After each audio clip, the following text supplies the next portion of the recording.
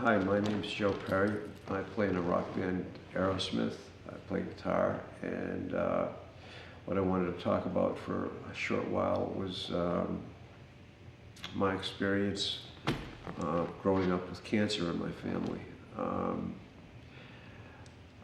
When I was very young, I remember when I first started hearing about people dying or passing away, and pretty much in general, it was like men got heart attacks and women kind of died of old age. But then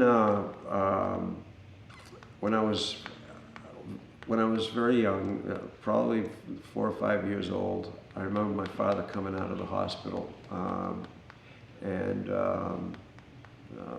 I was actually kind of scared because he had a beard. He didn't shave when he was in there, and nothing was really talked about in the family about.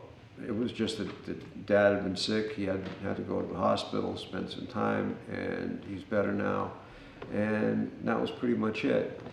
And I think that from my experience and what I can talk about, that was probably the most important thing about living with cancer was that nobody talked about it in the family. It was kept quiet. I didn't put the whole thing together till after my father passed away from his when it finally came back. He had he had a kidney cancer apparently, and they removed the kidney. And I can remember asking him, "Hey, Dad, what's that big scar on your back?" And he said, "Oh, that's just when I was sick," and that was it. And so, looking back now, I can see that the family kind of lived with this thing over our heads, not knowing if he was going to go back into remission. And he kind of lived with that all his life until it did come back. And the way it affected our family was he was working with the Leahy Clinic, and they were apparently what they did and what they did to help him extend his life for at least 20 years was new. And I think that they were kind of keeping an eye on the rest of the family, the kids, because I remember whenever any of us got sick, it was right off to the Leahy Clinic to get a full exam. And I remember yearly chest X-rays and all kinds of tests. And I always wondered why we didn't have a family doctor. We always, went into the Leahy Clinic for any kind of medical things. I mean, you get the flu, you go in, and that always that left a very lasting impression on me about obviously something big could go wrong when you got sick. I mean, and that's pretty much what I lived with for those formative years. And I can remember even in the after he passed away, it was a long, hard. I mean, people go in different ways when they die from cancer. My father's was the long, hard way. It was he got sick. He went through the chemo. He had his lung removed. He was functional for a while. He was up and around, but obviously not well. And then finally, probably about a year or two went by of him declining, and then he passed. And but again, I didn't know that this was tied into his earlier disease, and I think that's if there's one thing I can pass on. I don't know how people deal with it today in families, but I think that the most important thing that could have helped us was verbalizing this in the family and not having it be this kind of thing you don't want to scare the kids or whatever. I mean, you have to be frank, and it's part of life, especially now with cancer on the rise and statistics showing that there's more and more. It's just all different kinds of cancers for whatever reason, and I think that that is a. I mean, there's no getting around that. And it's really important, I think, that families talk about it, because all through my 20s and 30s, after my father passed away, and I obviously knew that cancer was a factor in his life, and I think that some of these trips to the Leahy Clinic was them keeping an eye on the kids to kind of see, what was going on. Every time I felt every time I had a cold come on, or I felt a bump, or a scratch, itch, you name it, anything like that, I went to the doctor and I said to him, well, I've got it, right? And it was, and he said, no, you got a sore throat. And I said, and I finally I figured it out, and I said to myself, well, if I'm going to get it, I'm going to get it. If the time comes, it's not,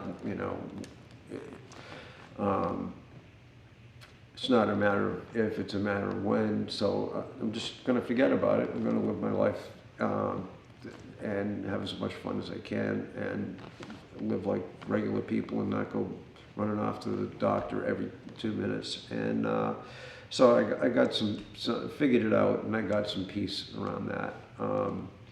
But again, I had to figure a lot of this out myself, and getting some help from therapists and things.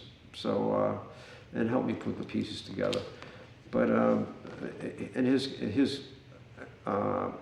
cancer was a rare cancer apparently, and the treatment was apparently, again, my mother telling me this later on, experimental, and it worked, and which leads me to the other thing. Which leads me to the other thing that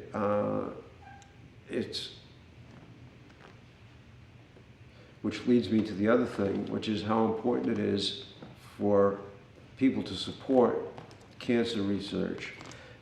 Think about being a scientist. I mean, this Rock Stars of Science is all about comparing how much excitement and interest, and how helpful somebody can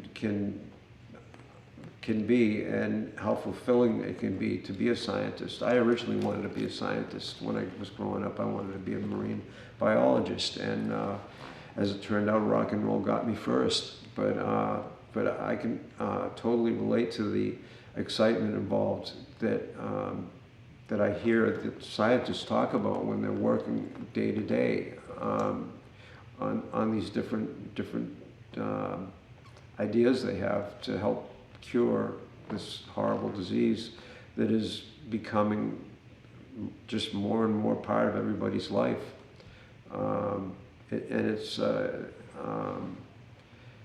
It's sad but true, and I think that people have to kind of re-up their awareness that it is as prevalent as it is, and do whatever they can do, whether it's support their charities, encourage kids to become scientists, to help out in any way, because it's starting to become a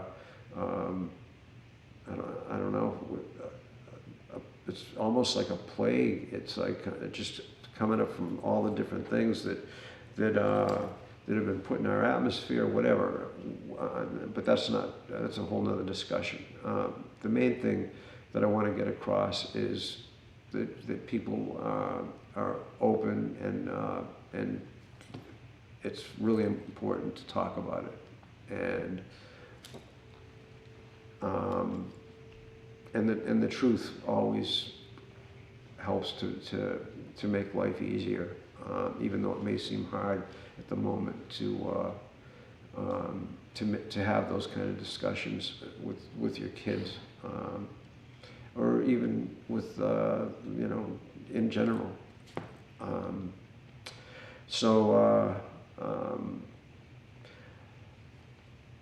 The Rock Stars of Science, I think, is a great project, and I think it's and bringing the analogy of some of the glamour and excitement that rock stars have, and we're just entertainers out there, and hopefully the service we give is to get people away from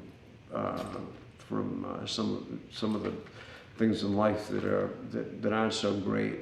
And we provide an escape for a short while, but much more importantly, the real rock stars are the scientists that are out there saving people's lives, and I have the utmost respect for them, and I would encourage anybody that thinks that they might want to go that way with their lives, or anything they can do to support that, go for it. Because it's touching all of us, and it's just really important. Thanks.